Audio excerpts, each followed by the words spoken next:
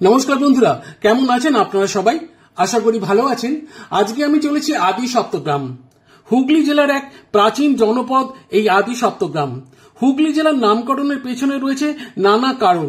ডাচেদের ওগলিম, পর্তুগিজদের ওগলি বা ইংরেজদের হাগলি থেকে হুগলির নামকরণ করা হয়েছে বলে অনেক ঐতিহাসিকেরা মনে করেন। তবে 1495 সালে বিপ্রদাস বিপ্লবীর মনসামঙ্গল কাব্যে হুগলির নাম পাওয়া যায়। আজ থেকে 500 বছর আগে আজকের এই আদি সপ্তগ্রামের কাছাকাছি কোনো এক জায়গায় সরস্বতী নদীর ধারে সপ্তগ্রাম নামে এক ব্যস্ততম ও জনপ্রিয় বন্দর ছিল। সপ্তগ্রাম বন্দর ছিল সেই সময়কার বাংলার অন্যতম প্রধান বন্দর। আজকের এই সময়ের মৌজে যাওয়া, খালে পরিণত হওয়া সরস্বতী নদী দেখলে বোঝাই যায় না সেই সময় সরস্বতী নদী কতটা বেগবতী ও স্রোতস্বিনী ছিল। মালবাহী বড় বড় জাহাজ চলাচল করত এই সরস্বতী নদী দিয়ে, কিন্তু কালক্রমে সরস্বতী নদীর গর্ভে পলি জমে জমে সরস্বতী নদী তার নাব্যতা হারায় এবং জাহাজ চলাচল বন্ধ হয়ে যায় জলের গভীরতা কমে যাওয়ার কারণে। ধীরে ধীরে সপ্তগ্রাম বন্দর ইতিহাসের পাতায় ঠাঁই নেয়, কিন্তু সপ্তগ্রাম নামটি আদি সপ্তগ্রামের সাথে জুড়ে গিয়ে আজও স্মৃতি হয়ে বেঁচে আছে সেদিনকার প্রধান বন্দর সপ্তগ্রামের নাম। অতীতের গৌরব সপ্তগ্রাম বন্দরকে কেন্দ্র করে এখানে গড়ে উঠেছিল এক বিশাল ও সমৃদ্ধ জনপদ। কিন্তু সপ্তগ্রাম বন্দর তার জৌলুস হারালে বহু মানুষ জীবন ও জীবিকার সন্ধানে এই অঞ্চল ছেড়ে বিভিন্ন জায়গায় গিয়ে বসতি স্থাপন করে। বন্ধুরা, আজ আমি চলেছি আদি সপ্তগ্রাম এবং তার আশেপাশে কিছু অঞ্চলে বেশ কিছু দর্শনীয় স্থান দেখব বলে। তবে তার মধ্যে আমার একটা সবচেয়ে বেশি আকর্ষণীয় ছিল ত্রিবেণী বাসুদেবপুরে রঘু ডাকাতের কালী মন্দির দেখার। যদিও এই কালী মন্দিরটি রঘু ডাকাতের কালী মন্দির হিসেবে লোকমুখে বেশি প্রচলিত, কিন্তু এই কালী মন্দিরের প্রতিষ্ঠাতা ছিলেন রঘু ডাকাতের ভাই বুধ ডাকাত। বাঙালিরা কবে যে কালী পুজো শুরু করেছিল তার সঠিক ইতিহাস কিন্তু জানা যায় না। বাংলার বিভিন্ন প্রত্নক্ষেত্র থেকে চণ্ডী মূর্তি বা দুর্গা মূর্তি উদ্ধার হলেও কালী মূর্তি কিন্তু কোথাও পাওয়া যায়নি। 1700 শতকের প্রথম দিকে প্রখ্যাত তন্ত্র সাধক, যিনি তন্ত্র সাধনার ক্ষেত্রে এক যুগান্তকারী অধ্যায়ের সূচনা করেছিলেন, সেই কৃষ্ণানন্দ আগমবাগীশ প্রথম মৃন্ময়ী কালী মূর্তি তৈরি করে পুজো শুরু করেন। এই তো গেল কৃষ্ণানন্দ আগমবাগীশের কালী পুজোর কথা। এবারে বলি ডাকাতদের কালী পুজোর কথা। আজ থেকে প্রায় 300-400 বছর আগে বাংলার বিভিন্ন প্রান্তে ভয়ানক সব ডাকাত বা ডাকাতের দল ডাকাতি করে বেড়াত। তারা ডাকাতি করতে যাওয়ার আগে ভীষণ দর্শনা, করাল বদনা, শক্তিদায়িনী মা কালীর পুজো করত এবং অনেক ক্ষেত্রে ডাকাত দল ডাকাতি করতে যাবার আগে মা কালীর কাছে নরবলি দিত। মোটামুটি সপ্তদশ শতক থেকে 19বিংশ শতকের মাঝামাঝি পর্যন্ত এইসব ডাকাত দলের আধিপত্য ও দৌরাত্ম্য বজায় ছিল। আদি সপ্তগ্রাম যাব বলে হাওড়া থেকে সকাল 8:05 বর্ধমান মেন লাইনে লোকালে উঠে পড়েছিলাম। ট্রেনটা ফাঁকাই ছিল। জানলার ধারে একটা সিট নিয়ে জানলা দিয়ে বাইরের গ্রাম বাংলার সুজলাং সুফলাং শস্য শ্যামলাং নয়নাভিরাম দৃশ্য দেখতে দেখতে এগিয়ে চললাম আদি সপ্তগ্রামের দিকে। হাওড়া থেকে 16টায় স্টেশন পার করার পর আসবে আদি সপ্তগ্রাম স্টেশন। সময় লাগবে মোটামুটি 1 ঘন্টা। চলুন ট্রেনে যেতে যেতে ত্রিবেণীর বাসুদেবপুরে রঘু ডাকাতের কালীবাড়ির গল্পটা আপনাদের শোনাই। সেই সময় অর্থাৎ আজ থেকে প্রায় 300 বছর আগে এই অঞ্চলটা ছিল গভীর জঙ্গলে পরিপূর্ণ। সেই জঙ্গলে বাস করত নানা হিংস্র বন্য জন্তু। সেই গভীর জঙ্গলেই দলবল নিয়ে ডেরা বেঁধেছিল রঘু ডাকাতের ভাই বুধ ডাকাত। শোনা যায় রঘু ডাকাত ও বুধ ডাকাত দুই ভাই দিনের বেলায় চাষের কাজ করত আর রাতের বেলায় ধনী লোকেদের বাড়িতে ডাকাতি করতে যেত। ডাকাতি করার সময় কোনো মহিলা বা শিশুর গায়ে তারা হাত দিত না, কিন্তু কোনো পুরুষ মানুষ যদি তাদের বাধা দিত তার মৃত্যু ছিল অনিবার্য।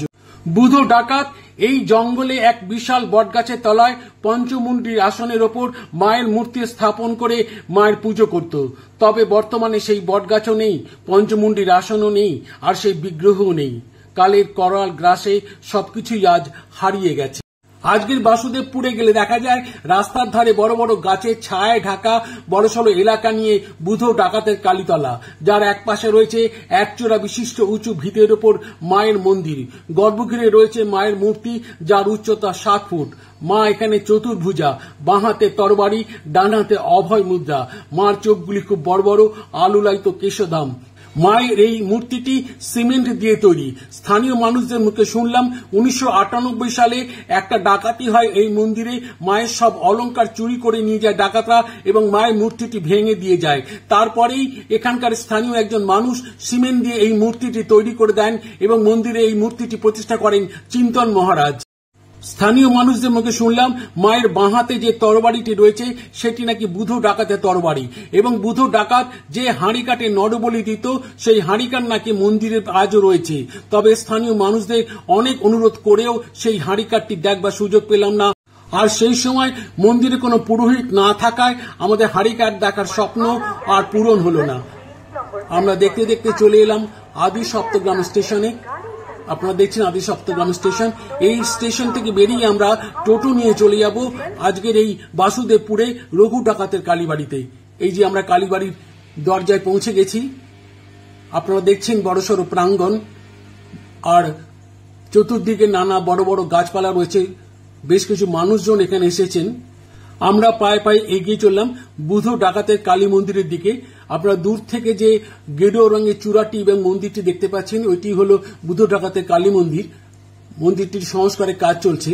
আরেকটি কিংবদন্তি এই মন্দিরকে ঘিরে রয়েছে যে সাধক রামপ্রসাদ সেনকেও নাকি এই মন্দিরে আনা হয়েছিল বলি দেবার জন্য। মায়ের অলৌকিক কৃপায় তিনি সেই যাত্রায় বেঁচে গিয়েছিলেন। আমরা এবার মূল মন্দিরের ভেতরে ঢুকবো। আপনারা দেখছেন যে মন্দির সংস্কারের কাজ চলছে। এবার অনেকটা জায়গা জুড়ে মন্দির তৈরি হবে। আমরা মায়ের গর্ভগৃহের সামনে পৌঁছে গেছি। ভেতরে মায়ের মূর্তি আপনারা দেখছেন। মূর্তির বর্ণনা আমি আগেই দিয়েছি। মায়ের বাঁ হাতে যে তরবারিটি রয়েছে, যেটি আগেই বলেছি যে স্থানীয় মানুষরা আমাদের জানালেন যে এটি নাকি বুধো ডাকাত ব্যবহার করতেন। তবে এই মন্দির নিয়ে যেসব গল্প বা কাহিনী আপনাদের শোনালাম সবই কিন্তু কিংবদন্তি, মিথ বা জনশ্রুতি। এর মধ্যে যৌক্তিকতা বা ঐতিহাসিক সত্য খুঁজতে যাওয়াটা অর্থহীন। মায়ের মন্দিরে মায়ের কাছে ভক্তি আর বিশ্বাসটাই হলো আসল কথা। ওই যে কথায় আছে না যে বিশ্বাসে মিলায় বস্তু তর্কে বহুদূর। বিশ্বাস করলে সবই সত্য আর বিশ্বাস না করলে সবই অসত্য। আপনাদের মন্দির চত্বরটি দেখাবার চেষ্টা করছি। আপনারা দেখছেন যে এখানে সংস্কারের কাজ চলছে। এইবারে এই যে চৌকো মতন জায়গাটি দেখছেন যে রেলিং দিয়ে ঘেরা আর ফুল দিয়ে সাজানো, এখানে বলি হয়। তবে হাড়িকাঠটি সবসময় এখানে পোতা থাকে না। যখন বলি হয় তখনই হাড়িকাঠটি এখানে পোতা হয়ে থাকে। দূর থেকে মায়ের গর্ভগৃহটি আপনাদের আবার দেখাবার চেষ্টা করছি। বুধো ডাকাতকে নিয়ে আরেকটি জনশ্রুতি হলো, আপনাদের আগেই বলেছি বুধো ডাকাত যখন ডাকাতি করতে যেত তখন নরবলি দিয়ে ডাকাতি করতে যেত এবং সে ডাকাতিতে সফল হতো। একবার নরবলি দিয়ে ডাকাতি করতে গিয়ে সে বাধাপ্রাপ্ত হয় এবং তার দলের অনেকেই ধরা পড়ে। সে একা কোনো ক্রমে প্রাণ নিয়ে ফিরে আসে। এই ঘটনার পর ক্ষিপ্ত হয়ে বুধো ডাকাত খড়গ দিয়ে মাকে আঘাত করে, কিন্তু পরবর্তীকালে সে তার নিজের ভুল বুঝতে পারে, মায়ের ক্ষত স্থান সারিয়ে দেয় এবং মায়ের কাছে ক্ষমা চেয়ে নেয়। এবার মন্দির চত্বর লাগোয়া একটি বিশাল বটগাছ আপনাদের দেখাবার চেষ্টা করছি। দেখুন বটগাছের ঝুড়ি নেমে বটগাছটি বিশাল আকার ধারণ করেছে এবং ডালপালা বিস্তার করে অনেকটা জায়গায় জুড়ে সে রয়েছে। আপনারা দেখছেন সেই বটগাছটি। আর মন্দির যে সংস্কারের কাজ চলছে আপনাদের আগেই দেখেছি, আরেকবার দেখাচ্ছি আপনাদের। এইবারে আপনাদের মন্দিরের থামের গায়ে একটি পোস্টার দেখানোর চেষ্টা করছি। সেখানে লেখা রয়েছে যে আগামী 11 ফেব্রুয়ারি মঙ্গলবার ডাকাতি মায়ের বাৎসরিক অনুষ্ঠান, সকল ভক্তদের আমন্ত্রণ রইল। শোনা যায় বুধো ডাকাতের কালী মন্দিরটি স্থাপিত হয়েছিল কোনো এক মাঘ মাসের শুক্ল পক্ষে। তবে এই মন্দিরের প্রধান পুজো উৎসব হল দীপান্বিতা কালী পুজো। এছাড়া নিত্য পুজো হয়ে থাকে মায়ের মন্দিরে। আর প্রতি অমাবস্যায় রাতে মায়ের পুজো হয়। আর পুরো পুজো হয় তন্ত্র মতে। ছাগ বলির প্রথাও আছে এই মন্দিরে। আর স্থানীয় মানুষদের কাছে এই বুধোর কালী অত্যন্ত জাগ্রত কালী।